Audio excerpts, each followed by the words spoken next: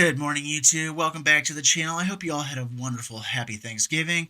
And we wanted to go over some things that I haven't actually waded into today. And that's the issue of the Magic 30th Anniversary Edition, which is actually coming out today. I think I just got an email that it's going to be available in just a few minutes, actually. And this is not another video to say that no, you shouldn't buy it, because no, you shouldn't buy it. These are not real Magic cards. They are proxies for all intents and purposes. And anything of value cannot be played in Commander legally. So, you can use it in Commander is not an excuse to buy this product or buying any of the pieces of it off of eBay or the other auction sites of such. But that's not the point of today's video. Today is actually kind of an ancillary effect thing I wanted to talk about. Anger in the Magic community has kind of hit a fever pitch in the last month or two, ever since they announced this product coming out. And a lot of players that I've noticed have started to just say, I'm not buying anything from Wizards of the Coast, almost as like them trying to punish them. Well, the thing here is that you're also punishing your LGS at the same time as you're trying to teach WOTC. It's kind of a vicious cycle of suck, where you're like, oh, okay, I'm not going to buy your products to make you not do what I don't want you to do. But at the same time, you're damaging the LGS that is trying to sell their product. And in this big cycle, you might eventually hurt your LGS enough that they might go under, especially if they are heavily reliant on Magic products, which they shouldn't be, but they might be. That said, I think players should take a step back from the ledge that they've kind of parked themselves upon here in the last little bit. Think about what you're doing. Oh, I'm getting out of the game. I'm selling off my collections. I'm doing this. I'm not buying products. There's all kinds of reactions that have happened in the last little bit. And these reactions are a visceral thing that people are just, I think they're going to come to regret selling off their collections in the long run. I think they're going to come to regret not buying stuff of the more recent sets that have come out. And this is mostly a plea just to help your local gaming stores out, that you continue to buy the standard set releases or some of the ancillary products that have come out in recent times, like the Brothers War, like Dominaria United, like the Commander Precons. Now, I know I say there's a lot of these things coming out and there's too much of this product coming out. However, any little bit that you can buy from your local gaming store to help them out actually is a good thing. Even though it does support Wizards of the Coast, these are not the products that we need to boycott. You need to boycott the dumb stuff. You need to boycott the Magic 30th edition. You need to not buy those packs. You need to not buy packs from people trying to resell them. You need to not buy singles from those packs. You need to not buy secret layers, which are basically direct to consumer, bypassing the LGSs altogether for singles. Things like that. Which also brings me to my other point here. Everybody's like, oh, I'm just going to buy singles. Well, where do you think those singles are going to come from if people are not opening product? Remember what I said about a vicious cycle of suck? Well, it's just another part of this mess.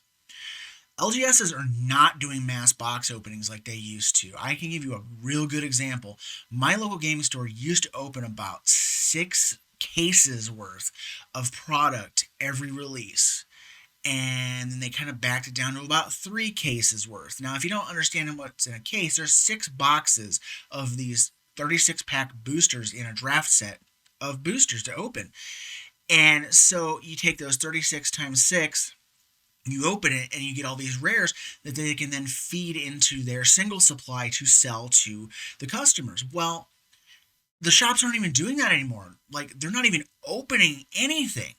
They're relying on you, the players, to open stuff and go, okay, I don't want this card, sell it to the shop or trade it in for store credit or whatever their system happens to be. And this goes for the little LGSs that are down the street all the way up to the big LGSs like Star City Games and Channel Fireball and Card Kingdom and all those. They are relying heavily on players to open packs, not need them, and turn them in on buy lists or sell them for store credits. Because if you don't, the singles market is going to dry up. So you're like, oh, I want this card. Well, you're not going to be able to find it, at least at a reasonable price at any rate, because there's not enough of them being opened. A primary example of this, and this has happened before everybody got ticked off at Wizards of the Coast, is the Battle for Baldur's Gate set. It was deemed a dog, and it was mostly because it came right at the heels of Double Masters 2022, so not a ton of that set got opened. So then the chase cards from that set all of a sudden have spiked in value. So you get things like the ancient copper dragon and the ancient silver dragon and all those. They are elevated in price because not enough of the packs have been open. Now you got the white plume adventurer who, people have discovered that it's actually pretty good for legacy, and there's not enough of them out there because not enough people have opened it, so the price of the card has spiked heavily from being like a $1 or $2 card up to being a $10 to $15 card in the matter of the last 3 weeks or so. And these are the kind of things. This is why Shieldred costs $50 out of Dominaria United. Not enough of the set has been opened because they announced the Magic 30th right around the time that released, and everybody's just like, halt, I'm not buying any more stuff. Well, not enough of the set, and now it's rotting in the stores, hurting the set, not getting enough singles into the market, hurting the LGSs. It's just this big circle, and it's never going to stop. They rely too heavily on players to buy the newer products and to get those out there. And then there's the third leg of this little tripod that people don't take into account is a lot of these newer sets are print to demand. So they print, just this little bit amount to get them out there on the market to launch with.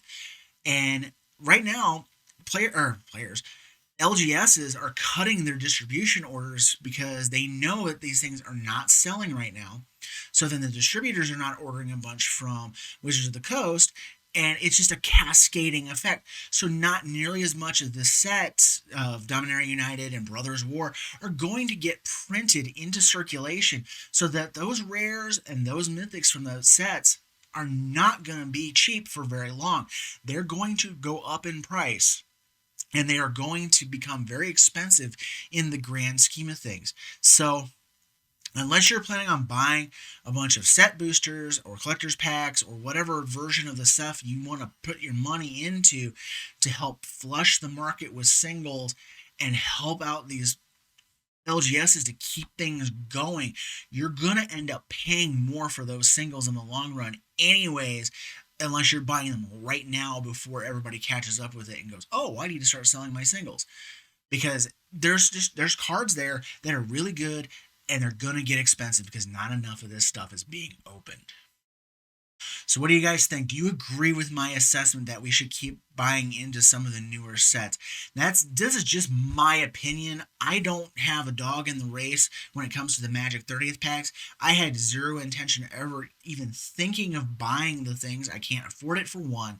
Two, it's not a product that I can do anything with. I can't play most of the cards in Commander, which is the primary format that I play, and all the good quote-unquote power cards are banned except for Time Twister, and I really don't care about the dual lands because I already have Shocks, I already have all these other various lands.